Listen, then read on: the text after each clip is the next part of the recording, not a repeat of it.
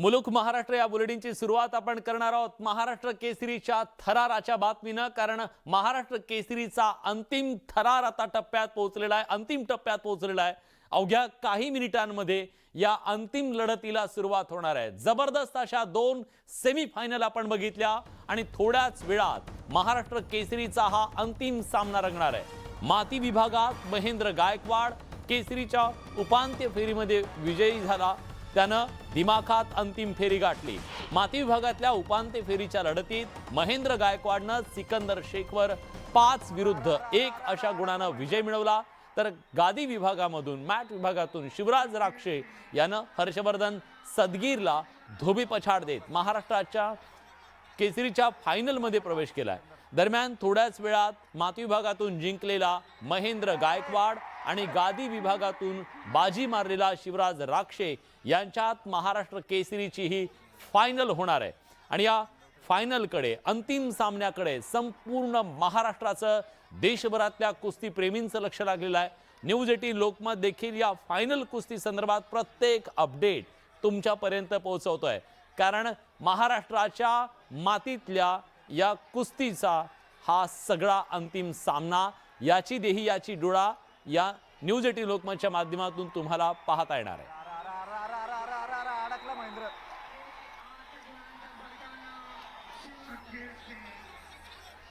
कुस्तीच्या या फडात जायचंय, आखाड्यात जायचंय आपल्याला, पण जरा राजकीय आखाड्यामध्ये जिथं एकमेकांना धोबी पछाड देण्यासाठी राजकीय पक्ष सरसावलेले आहेत आणि हा आखाडा नाशिक पदवीधर मतदारसंघाचा आहे आणि इथं अतिशय नाट्यमय घडामोडी घडतायत। नाशिक पदवीधर मतदारसंघाच्या निवडणुकीतील नाट्यमय घडामोडी थांबायचं नाव घेत नाहीयेत। कारण काँग्रेसने जाहीर केलेले उमेदवार डॉक्टर सुधीर तांबेने उमेदवारी अर्ज न भरल्यानं आता शिवसेनेनं त्यांचा उमेदवार मैदानात उतरवलाय। अपक्ष उमेदवार शुभांगी पाटील यांना ठाकरेंच्या शिवसेनेनं पाठिंबा दिला आणि त्यामुळे नाशिक पदवीधर निवडणूक चुरशीची होणार हे आता वेगळं सांगायची गरज नाहीये। हे मैदान कोण मारणार याकडे सगळ्यांचं लक्ष असणार आहे।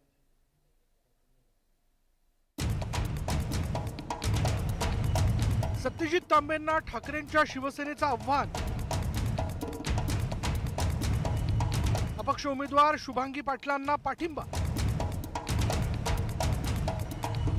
सत्यजित तांबे विरुद्ध शुभांगी पाटील उमेदवार न दिल्यानं सत्यजित तांबे काहीसे निश्चिंत असतानाच आता ठाकरेंच्या शिवसेनेनं तांबेंची कोंडी करणारी मोठी खेळी केली आहे। कारण नाशिक पदवीधर निवडणुकीत अपक्ष म्हणून मैदानात उतरलेल्या शुभांगी पाटील यांना ठाकरेंच्या शिवसेनेनं पाठिंबा जाहीर केला। शुभांगी पाटील यानंतर आपण जातोय महाराष्ट्र केसरीच्या अंतिम सामन्याकडे।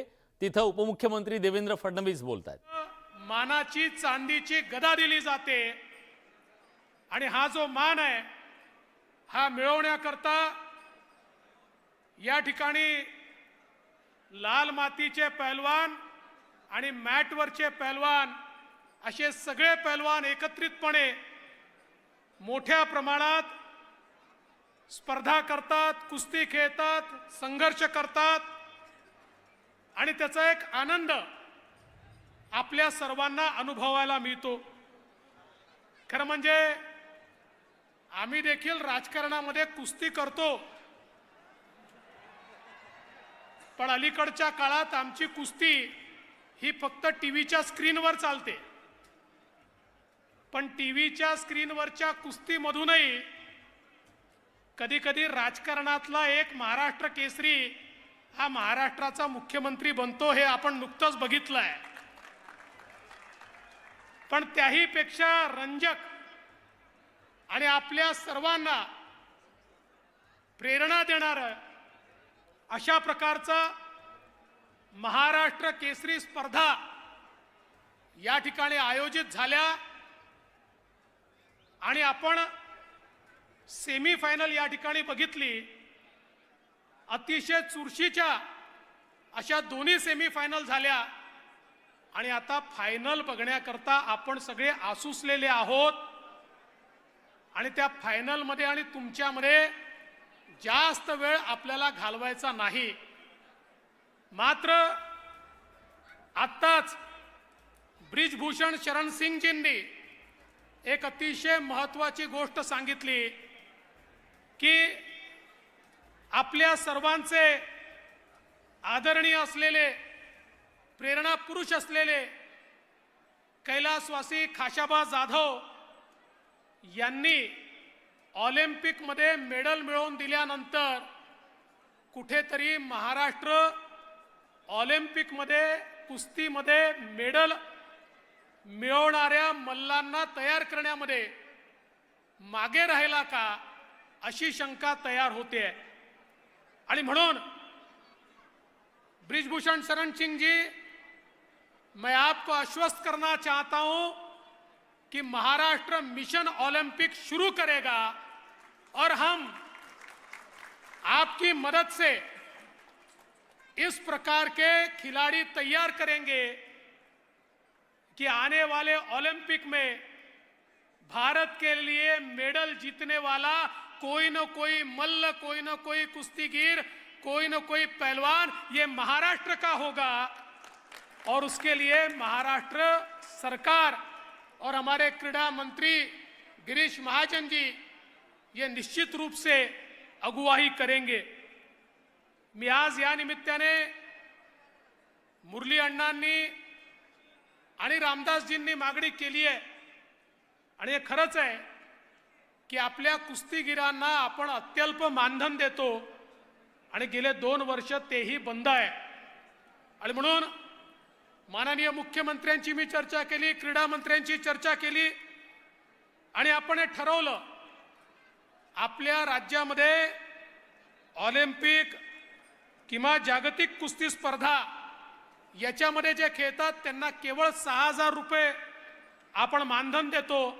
आता ते मानधन 6,000 रुपयावरनं 20,000 रुपये करण्याचा निर्णय आज आपण या ठिकाणी घोषित करूया। हिंद केसरी, महाराष्ट्र केसरी, रुस्तमे हिंद यांना केवळ 4,000 रुपये मानधन आपण देतो, ते आता 15,000 रुपये मानधन हे देण्याचा निर्णय आज या ठिकाणी आपण घोषित करूया। यासोबत अर्जुन पुरस्कार प्राप्त जे आमचे खेळाडू असतात कुस्तीतले त्यांना केवळ 6,000 रुपये आपण देतो, त्यांनाही 20,000 रुपये मानधन देण्याचा निर्णय आपण या ठिकाणी करूया।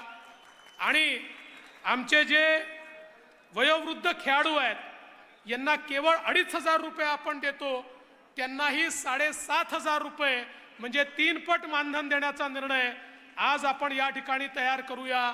म्हणजे जेवढे आपले खेळाडू आहेत यांचं मानधन हे 3 पटीने किंवा त्याहीपेक्षा अधिक वाढवण्याचा निर्णय आज या निमित्ताने आपण करतो आहोत।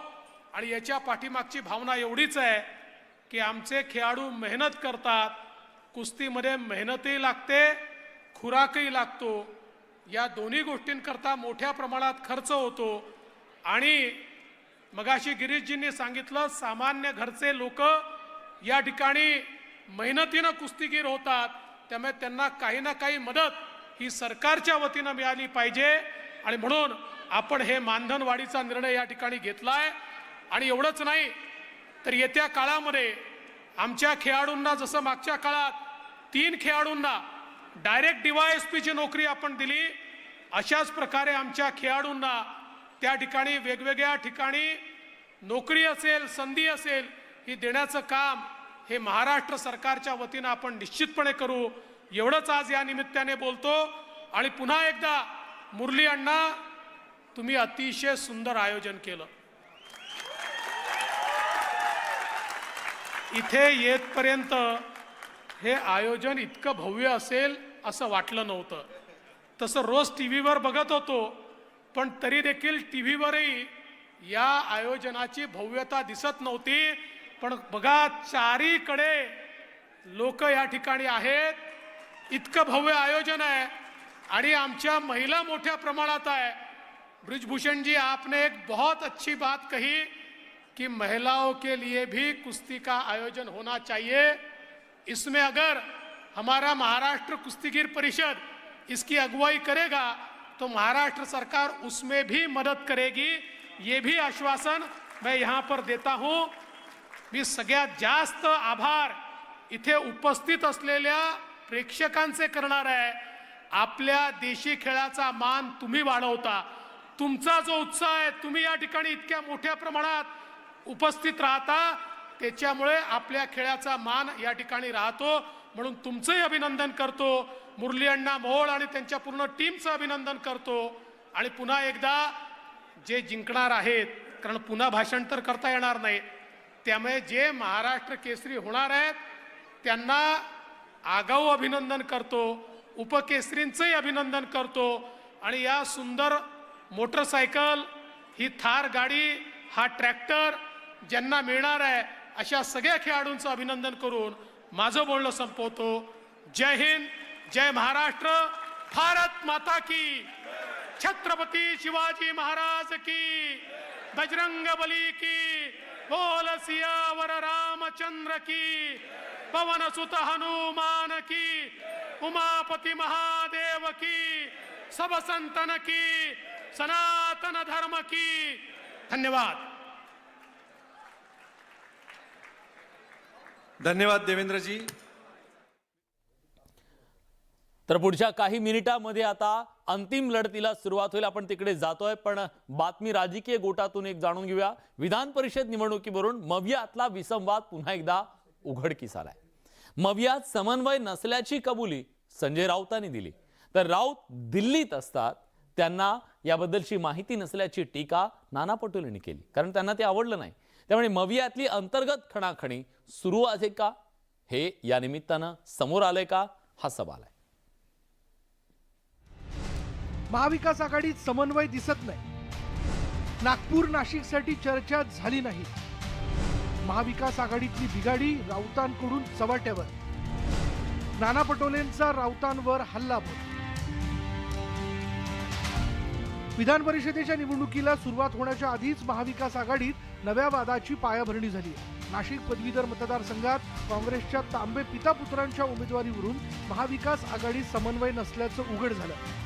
मी कुणालाही दोष देत नाही, मात्र महाविकास आघाडीत समन्वय दिसत नसल्याची खंत संजय राऊतांनी व्यक्त केली.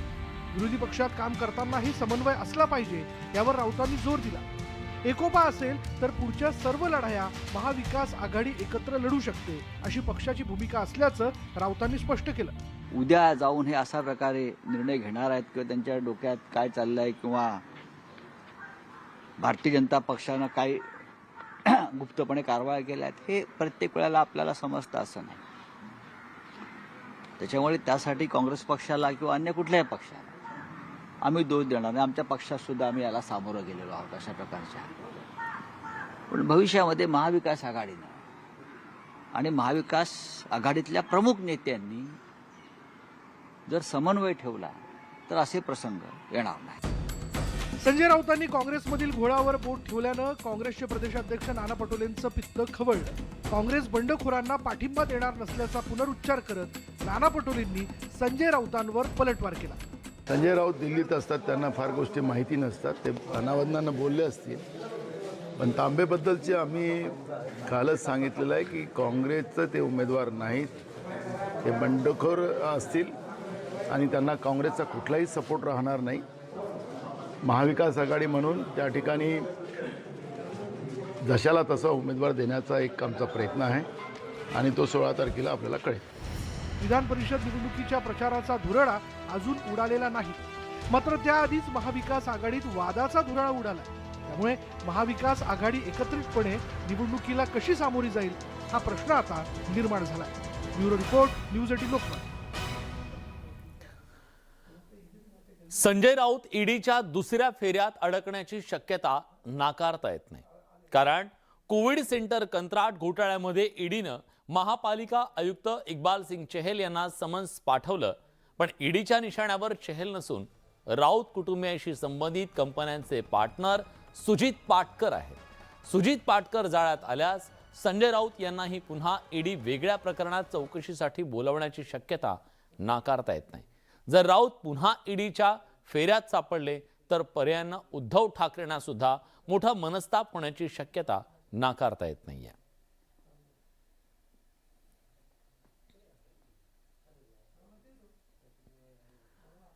संजय राऊतांचे निकटवर्ती असलेले सुजित पाटकर यांच्या कंपनी विरोधात मुंबईतल्या मरीन ड्राईव्ह पोलीस ठाण्यामध्ये गुन्हा दाखल झालाय.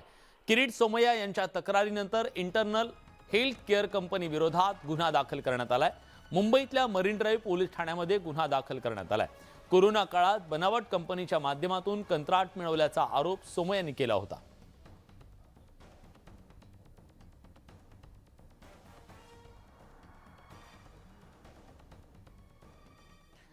तर ईडीचा जो हा दुसरा फेरा आहे तो नेमका काय आहे, हे सगळं प्रकरण काय जाणून घेऊयात आपण ग्राफिक्सच्या माध्यमातून। बघा, या सगळ्यामध्ये आता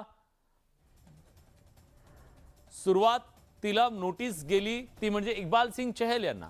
इक्बाल सिंग चहल यांच्या माध्यमातून सुजित पाटकरांपर्यंत, सुजित पाटकर यांच्या नंतर पुन्हा संजय राऊत आणि संजय राऊतांच्या माध्यमातून एक प्रकारे उद्धव ठाकरेंपर्यंत असा सगळा ईडीचा हा दुसरा फेरा असू शकेल का, अशी राजकीय वर्तुळात जोरदार चर्चा सुरू झाली आहे।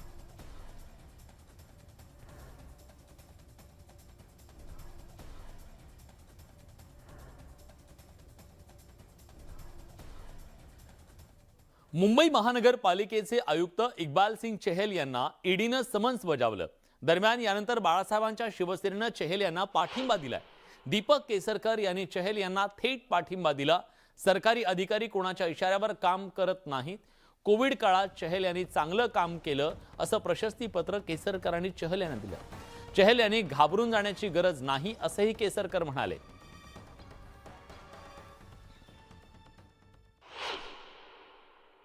सरकारी जे अधिकारी असतात ते कोणाच्याही इशाऱ्यावर काम करत नव्हते। कालपर्यंत इक्बाल चहल साहेबांची तुम्ही गौरव करत होता की जगामधलं कोविडमधलं सर्वोत्कृष्ट काम चहल साहेबांनी केलं, हे तुम्हीच जगाला ओरडून सांगत होता। त्याचं क्रेडिट सुद्धा तुम्ही घेत होता आणि आपण सर्वोत्कृष्ट मुख्यमंत्री असल्याचा दावा सुद्धा तुम्हीच करत होता। कोणाच्या कामगिरीवर? चहल यांनी केलेल्या कामगिरीवर। आणि तेच चहल आज तुम्हाला वाईट वाटायला लागले, कारण त्या काळामध्ये, करोनाच्या काळामध्ये टेंडर न काढता जी कामं दिलेली होती ती सगळी तुमच्या लोकांनी केलेली आहेत। मुंबई महापालिका आयुक्त इक्बाल चहलनी एक कागद नाही दिला 140 दिवस, सगळे पेपर दाबून ठेवले। सीएजी कॅगला त्यांनी सांगितलं मैं नहीं दूंगा, इन्कम टॅक्सला सांगितलं मैं नहीं दूंगा, ईडीला सांगितलं नहीं दूंगा, पोलीसला सांगितलं नहीं दूंगा। घोटाळ्याची चौकशी होणार आणि म्हणून आता या सगळ्या एजन्सीनी इक्बाल चहलला नोटीस पाठवलेल्या आहेत। हिशोब तर द्यावाच लागणार। या सगळ्या घडामोडींसोबत बुलेटिनमध्ये आपण इथेच थांबतोय, पण महाराष्ट्र केसरीची अंतिम लढत पुढच्या काही मिनिटात सुरू होणार आहे। आपल्याला ती बघायची आहे। न्यूज 18 लोकमतवर घर बसल्या तुम्ही हा अंतिम लढतीचा सोहळा बघणार आहात, थरार बघणार आहात। एका छोट्याशा ब्रेक नंतर लगेच परत येऊया। कुठे जाऊ नका, पहा फक्त न्यूज 18 लोकमत।